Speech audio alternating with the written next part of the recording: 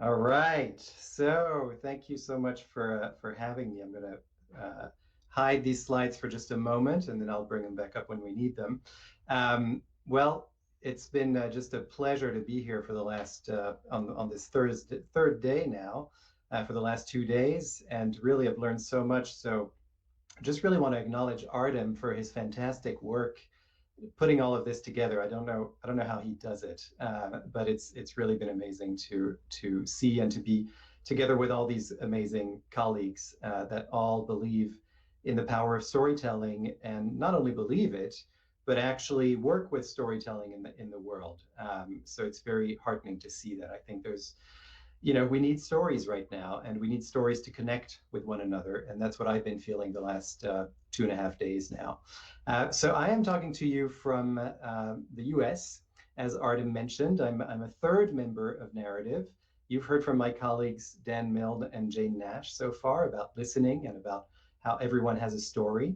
And what I'm going to talk to you about today is, how do you demonstrate your values as a leader? And we're actually going to look at three different things. One is we're going to see why it's so important in the first place to demonstrate your values. Too many times there are values that are on the wall of an office or in the brochure of the marketing materials of a company, and it doesn't connect with how the company is acting or how the individuals within that company are acting. And so we're going to look at, why does it matter to actually demonstrate those values, not just express them and not just put them in writing somewhere, but actually demonstrate them, and how we can do that through stories. That's the first thing. Second thing is, I'm going to tell you about some of the clients that we've worked with and how they're using their values in their organization and what kinds of stories they're telling. And the third is, I'll tell you a specific story about one individual and how that really made a difference in how he connected with his own audiences within a very big company here in the US. And by the end, I'll make sure to share with you some guidelines on how to do this yourselves. So without further ado, I want to talk a little bit about the why here, why it's so important. And I'm going to do that through a personal experience of mine. You've heard lots of stories. I've really enjoyed hearing all of the stories of all these speakers, these amazing speakers here. And so you're going to hear another story from me this time. When I was 23, I had graduated from business school, and I was doing an internship in a bank in Paris, France. I grew up in France, and I did my business school in France. And so there I was, and on a 3-month stint in a bank called BNP Paribas. And I was in the marketing department, and it was coming towards the end of my internship. And I got this opportunity. Someone said there's an opening in Hong Kong, and I think you would be the perfect person to go and replace this person named Philippe, who's now going to move on to another position in Japan. And so there I was, arriving in Hong Kong at the end of 1999, and I was on the 15th floor of a tall glass building. And I walked in, and to my left was another glass door, and I could see these floor-to-ceiling windows.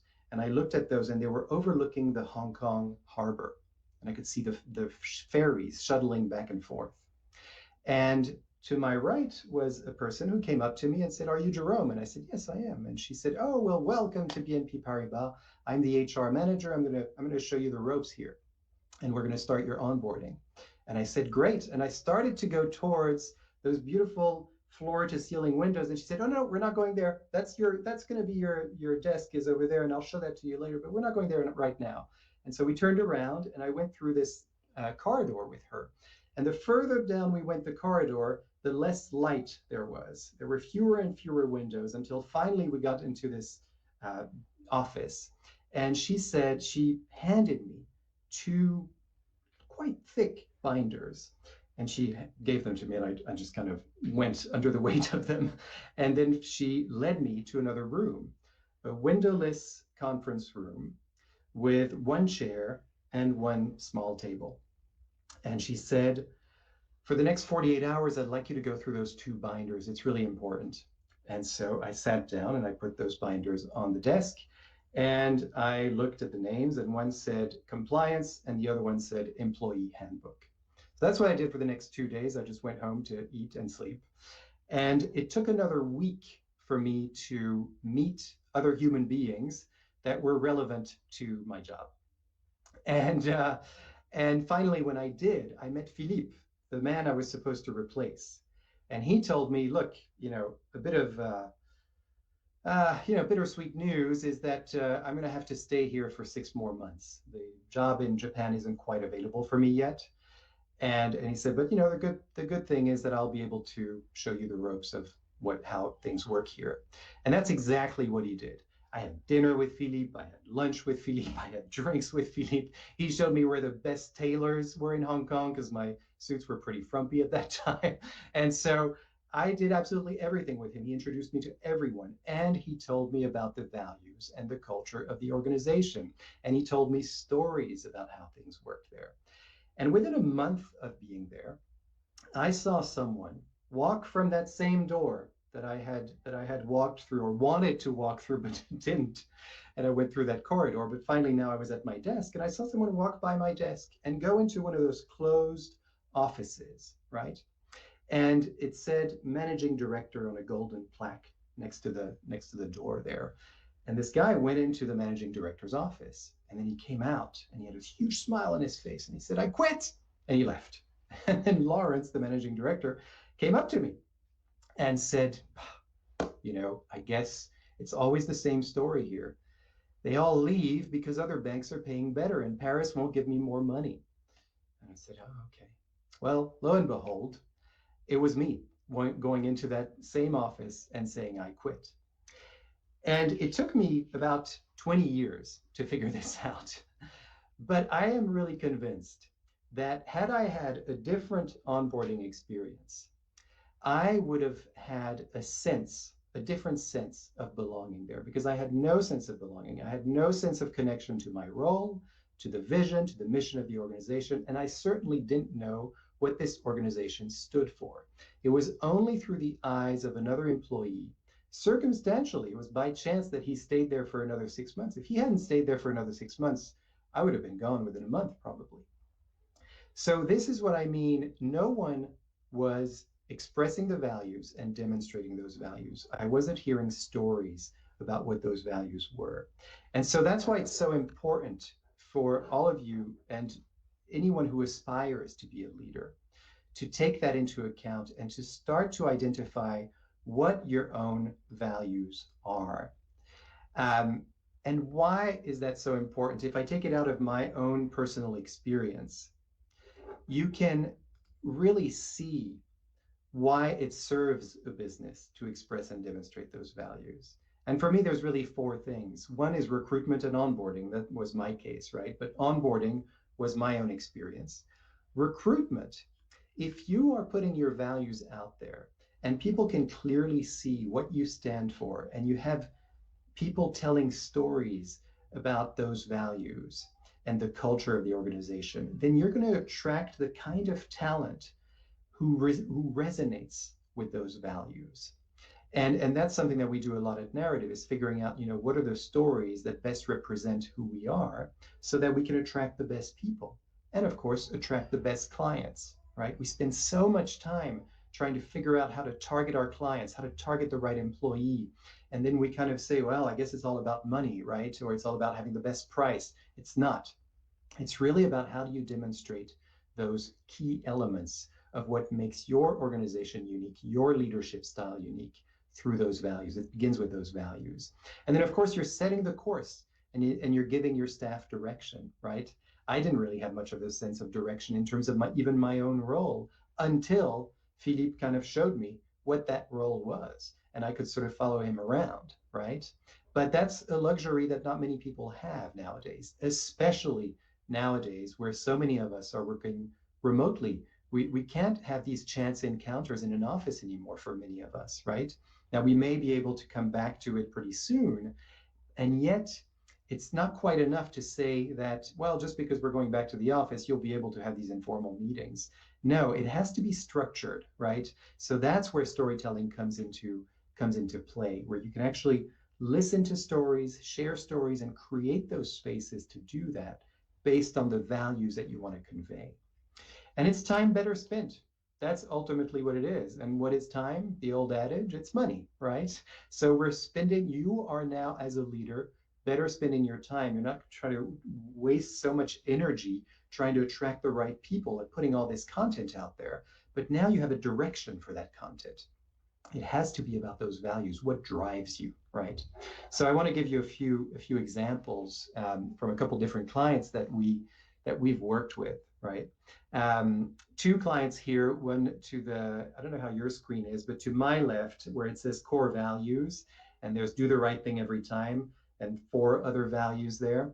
That is a client called VetSource. They provide services, online services to veterinarian practices, so animal practices, and they have these five core values, right? And now, when you click on this is a screenshot of their website, but when you click on each, you see a definition of that, right?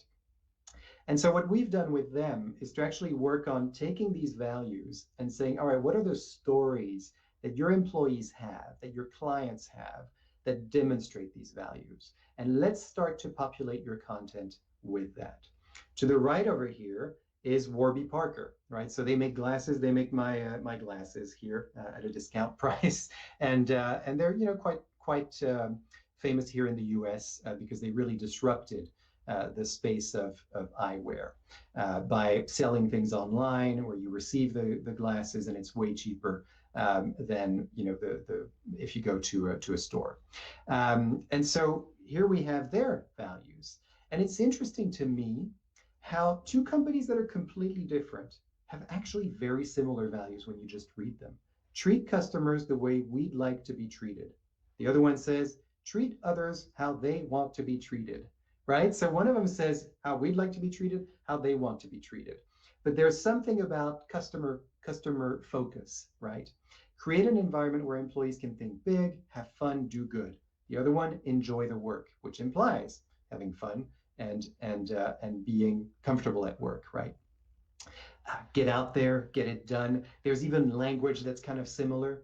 So this is why it's so crucial to have stories that show how these values live. Because if I just look at these values, oh, okay, well, do the right thing every time, I can think of at least three other clients who have a version of that, right? There was a healthcare company that we worked with that said, do the right thing always. So you have to use stories because those are the evidence of your values. That's how I'm going to believe you. That's how I'm going to believe that this is true, that this is what you do. You do indeed treat customers the way you'd like them to be treated, right? You'd like yourself to be treated.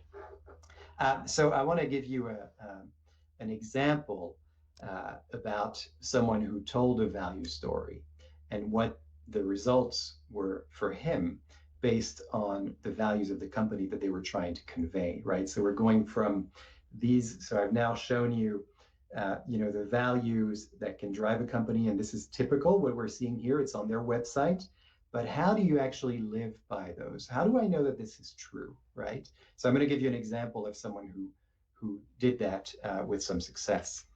And this is really about telling your value story, right? And I'm going to follow this up by giving you some guidelines on how you can do this yourselves. So who I want to talk to you about now is Matt Ball. And Matt Ball is an executive at Prudential. He's the VP of Financial Wellness Customer Strategies, right? So already, I think most of us are lost and we don't know what that means, right? So that's certainly how I felt when I was hired to do this job with Matt and others at Prudential. The first thing I asked was, you're going to have to speak to me in plain English and give me some direct experiences, because already just looking at your title, I have no idea what it is that you do or what it is that you stand for. And I'm just going to hide my screen here because I'm going to tell you another story, and sometimes it can be a little distracting, and we'll come back to it. Hide my presentation, I mean. And so what we did with Matt is we came in, and the first question we asked was, what is it that we're working on here? What does financial wellness mean, and why is it so important? And so what Matt said in particular was important to him was to convince and persuade, and well, actually, no, the words he used was to demonstrate to the rest of Prudential. Prudential is a huge insurance and financial company worldwide, one of the Fortune 500 companies, and and so he really had an opportunity to present to about 1,000 other people at Prudential from all over the world who were live streaming in, and including a live audience. And he said, what I want to do in that presentation is I want to be able to convey the value of this particular market that we're ignoring right now, or that we're not investing enough in. And that is people who are considered financially vulnerable, people who have jobs and who have a home. They even may be homeowners, uh, and yet they don't have a penny saved for retirement, and they're getting dangerously close to retirement age, so they just won't be able to retire. And it turns out that this is a lot of people in the United States and probably all over the world too. There's a kind of a retirement crisis in the US. And so he said, we need to pay attention to these because our clients are companies whose employees are these people. And so if we can sell our retirement services to those clients whose employees are the financially vulnerable, we are now giving them a lifeline. But we have to educate them. We have to raise awareness around this issue, because just giving them the option to save for retirement doesn't mean that they will, because they're living paycheck to paycheck. So saving out of their bank account is not necessarily an option, right? And so I said, well, what do you think is the driving value here? And I looked at the Prudential values. I'm looking at them here, and it says, trust, customer focus, respect, integrity. And he said, well, that's interesting because trust is definitely something that I want to convey, but I think there's something else here. Is I want to convey a sense of fairness, a sense of equity, a sense of access to the same resources our more wealthy clients have access to. And I said, well, is there a story that comes up for you? Is there someone in your life, could be a client, And he said, oh, immediately he cut me off and he said, my father. And I said, okay. So we worked on that story. And this is part of the story that he told. He said, in 1998, when it was his 14th birthday, Matt's 14th birthday, and his father came into his room and gave him some gear. He gave him some heavy sweatpants, and he gave him some boots, and he gave him some industrial gloves to put on, industrial cleaning gloves, to put those on. And Matt and this was 5 a.m., by the way, in the morning. And teenagers have a tough time waking up in the morning. And so he's sort of looking at him bleary-eyed. And his father says, all right, this is going to be your first day of work at Ball Janitorial. Remember that last name, Matt Ball? So his father had a janitorial company. That's what he did. And what that means is that they would go into companies and clean those. And so on that weekend, his birthday weekend, he spent it cleaning the toilets of a large trucking facility. And that went on, and Matt's 3 other siblings did the same thing at their 14th birthday, and they all did. And his father put all of his kids through college. His mother was a housewife, and he put food on the table. And so Matt was never leaving, wanting for anything. And then in 2006, his father's world kind of changed. And that's when the company that his janitorial company was servicing merged with another organization. And that was their only client. And so he lost his only client. And so suddenly he had to find a job. Looked at his bank account, $0 saved for retirement, and he was in his 50s. So he went back on the job market. He had only a high school degree, so not easy. And took him 7 months, and he started working in a warehouse. And in 2011, he started, and at that time, 2006, 2007, he started saving now because the company had a retirement plan that you could put money into. 2011, a few years later, he fell off an 11-foot ladder. And when he fell to the ground, his whole body went into shock. And he had many injuries, went to the hospital, many months of recovery. He had 1 year saved for retirement. So he had to go back on the job market again once he recovered. And he found a job in a high school. And that high school was the high school that all of his kids went to. And he was the security manager for that high school, and he still is today. And now he's on his way to be able to retire. When Matt told me that story, I asked him, so how does it feel to tell me that story? Because it feels like that's the story you're going to tell this audience. And he said, well, I'm so afraid of crying. I'm so afraid of getting emotional. And I said, well, what do you think that says about you that you're getting emotional? It says that I'm willing to be vulnerable, right? It's very vulnerable to tell a personal story. And I said, well, that's interesting because that's the value that I see here. The value that I see is vulnerability, that you are willing to tell that personal story to this entire audience, to show them that your father is just like everybody else that you're trying to target here, that audience that you're trying to get to, those people that you're trying to convince to save for retirement, that's your dad. And he said, yeah, and that's what I want to convey, right? So it was interesting because we went from this value of fairness, of equity that he wanted to convey to this other value that came through the story itself.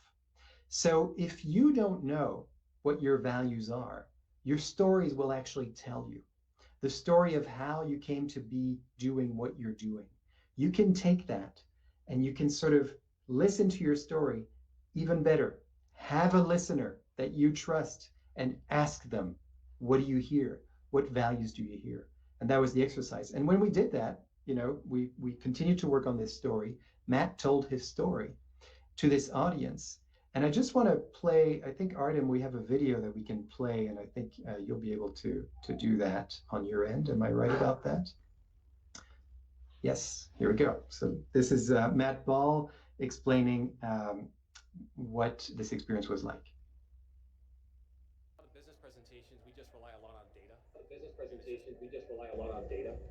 And it's just Business presentations, we just rely a lot of business presentations, we just rely a lot. We might have some technical difficulties here.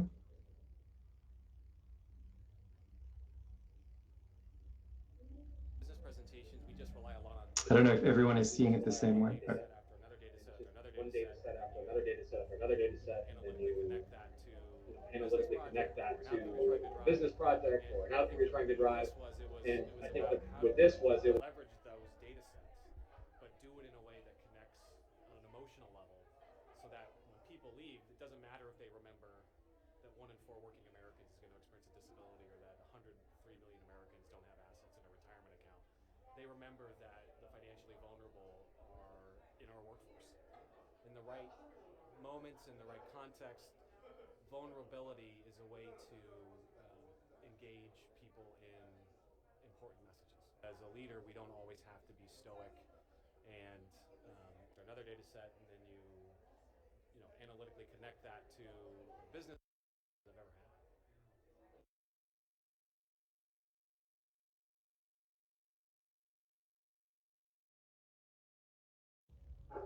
Okay, thanks for that, Artem. So if you missed a little bit of what he said, there was kind of maybe hard to hear, and there was a little bit of it broke up a little bit.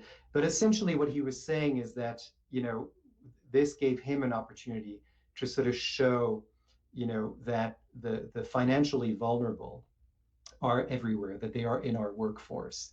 And by showing that he himself has a father who was considered financially vulnerable, even though he had a steady job, he was an entrepreneur. He, sent his kids to college, and they were never left wanting for anything. He was one of those people who were financially vulnerable, who was just one accident away from their world being turned upside down in a financial way. And so I'm going to go back to the presentation here, and oops, I think. Hey Artem, I wonder if I can go back to my slides. There we go. Thank you. Okay, and he kind of summed it up this way. It's the personal stories we have in our own lives that help inform why we do the work that we do.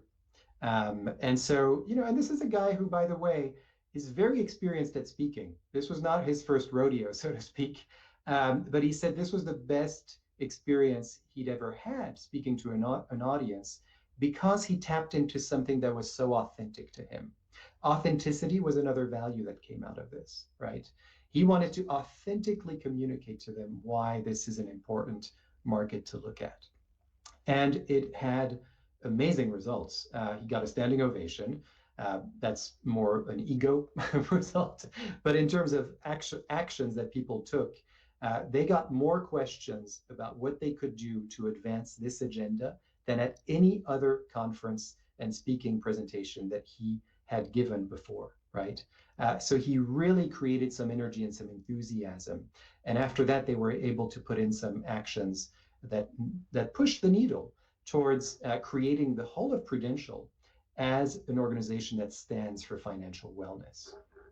I want to share before we move on to questions how this process works and how you yourselves can do this.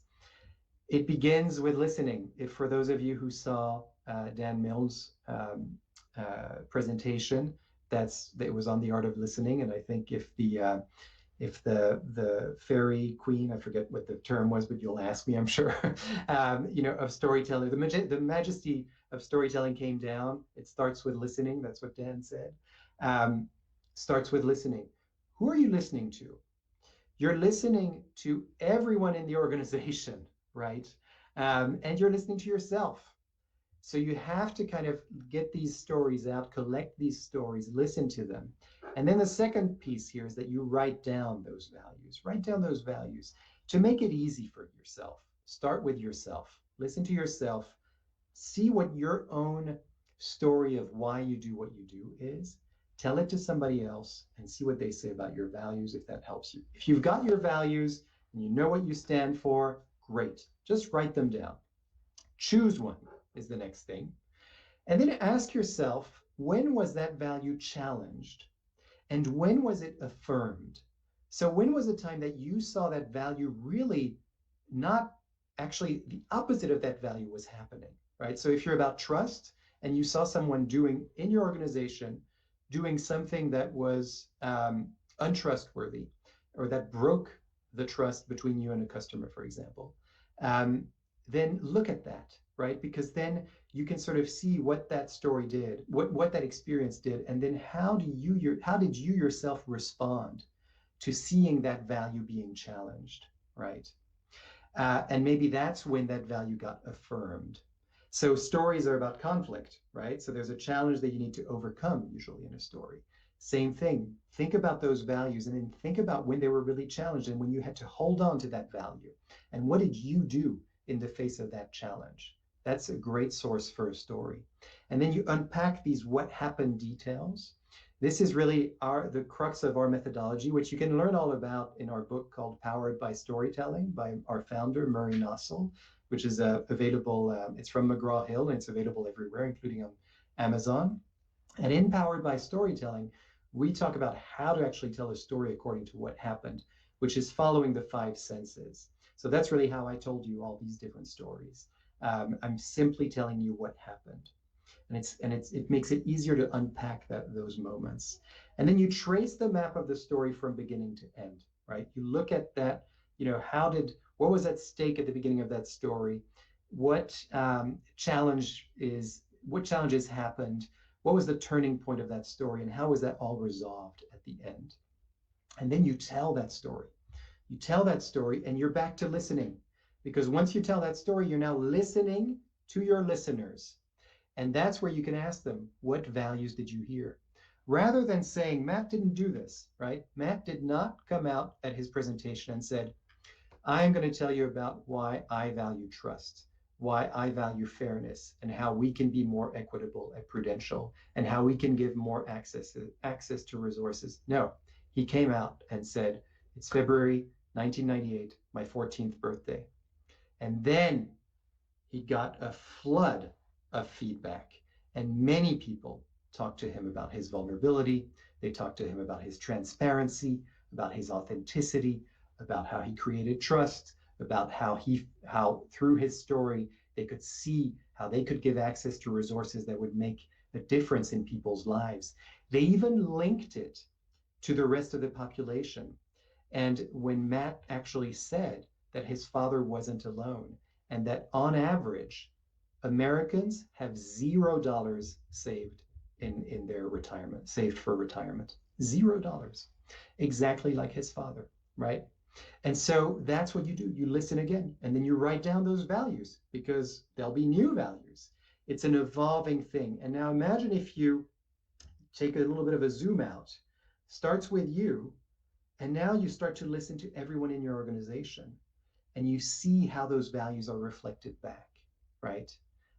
Too many times we sort of say, all right, I'm the founder and I've created these 4 values. That's how everybody's going to act. That's great at the beginning. But then you have to be willing to revisit those values, see if they're still up to date, and especially see if people are living up to those values, right? So I'm going to stop there. I'm just going to share my final slide. Oops, sorry. There we go. Final slide here for contact details. And I want to, oh, and I see that Artem has already shared in here the book link. And I'm just going to share one more thing here, which is the full story of Matt Ball. For all of you, we created a profile of his. And you can look at the details of that story and feel free to reach out and ask any questions. But I'd love to hear any questions you might have now. Jerome, what a lovely display from your personal story to Matt Ball's story to the techniques. Love it, absolutely. Thank you so much. You're welcome. Let me just hide the slide because I've sent the Sure. to the chat. And there is a question from Joanna. She's being really active with great questions. So okay. If you discover that your story will tell you different values than those on the wall, what can you do? Well, that's great. That is exactly the point here is you change them. you sort of look at, you don't necessarily change them, but you see how they evolve, right? And then the first thing you have to ask yourself, if the values that I wanted to convey are not conveyed in the story that I just told, am I telling the right story, right? Mm. And then you have to look at, that's the first part, am I telling the right story? If you still feel like you're telling the right story, but you kind of got the values in your head, you thought, well, that's not those aren't the ones that came out in the listening, then you really pay attention to the values that were given back to you, right? And that's where you sort of question, you know what, these values, they are something that evolves and it should evolve. And so you should be able to adapt according to what you're hearing. This dialogue is really, really important. In my experience, though, most of the time, when people have very clear values that they want to represent through a story and they start there, they're like, this is a time in my life that I'm going to tell you as a story where that value was at work, then it is conveyed. People get it. And very often they also get others. And that's very useful as a leader to get that feedback, because then you can choose, how to actually portray that, how to convey that on an organization-wide level. Do I add 10 more values? Probably not. But can I add categories of values? Can I see if those values linked to these other values, and how do they do that? But the most important thing is just to question the story. Great. Thank you so much. Great answer. We have one more from Idil here, and let me read it out for you. How to find the peace to release the values which are no longer up to date. Changes are hard, transitions are harder still. I think, it's a great question for our times right now. I mean, I'm certainly seeing this now that, everyone's going through so much change on an individual basis, and we're all going through very similar changes, actually. And so when you see that those are no longer up to date, then it takes courage, and you have to be able to say, look, times have changed. Our employees, our employee base our workforce has changed. our, what our customers want has changed. We work with a travel company back 2 years ago, and one of the things that they noticed is that their clientele had really changed in their mindset in terms of really caring about the environment. They'd been around for 25 years. 25 years ago, nobody was talking about that in terms of travel, right? So their clients really now, the environment was a top priority. So they changed, according to that. So I think you kind of have to listen first and really figure out, what is actually good for business here. Is it good for business to stay in our ways, to kind of remain with the same fixed values, or is it maybe better for business to actually start questioning those as you see the change happening, not only to other people but within yourself as well. I think you have to trust that too. Great. Totally working. So there's just this tight balance between what's good for business and what is authentically ours. But I guess that's a question without an answer. We just have to feel it through. So Right. Lee has a great question for us too. Are there tools for helping executive articulate values? And I guess apart from what you're saying, maybe anything. Yeah, well, definitely I try to give some tools there in terms of this process, but I think there are also, you know, visualization exercises are great, and being able to kind of see. I mean, I have a business coach myself and a peer group that I go to. And so, we often question what our values are, what our vision is, what our mission is. And it's I find it to be very helpful to sort of look at, what does the world look like 3 years, 5 years from now? What's my vision for that? And instead of just, writing down the vision, actually closing my eyes and visualizing that. And I think for values it's the same thing. You can really help. What do people look like in my company? What are they doing? And that sort of thing. What do I want from this? What do I need the world to look like? What's the value that's going to drive that, right? So you kind of have to start with concretely looking at what you want and what you think will be good, and then derive from that what's one word or two words that really express that. But I can't stress enough that telling your story to another person and asking them what values they get out of that story, I think that's, to me, the best way to articulate them. Great. Ask someone else that you trust. Thank you so much. And Dan is here to support us with the thought that it's really essential to be moving to this more authentic place, because the people of younger generation are choosing to work with such organizations. Lovely. Right. Yes, Jerome, exactly.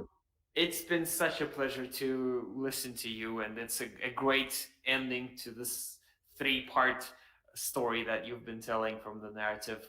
Guys, let's support Jerome with all of our fire we can possibly get here. I hope you can stay, and there's a question from Lucas back there. I have one question for you though, as an investigation. So let's imagine, I know you know this one, that the story has come alive and she's about to teach leaders one thing and one thing only. That one thing would be. Well, for me, it would be, at the risk of repeating what Dan said earlier, definitely listen. And I'll just add, listen to your employees.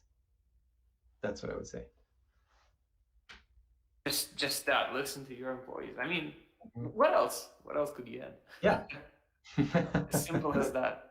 Thank you so much. Thank you so much. That was brilliant. And I hope you enjoy the rest of the conference. Thank you so much.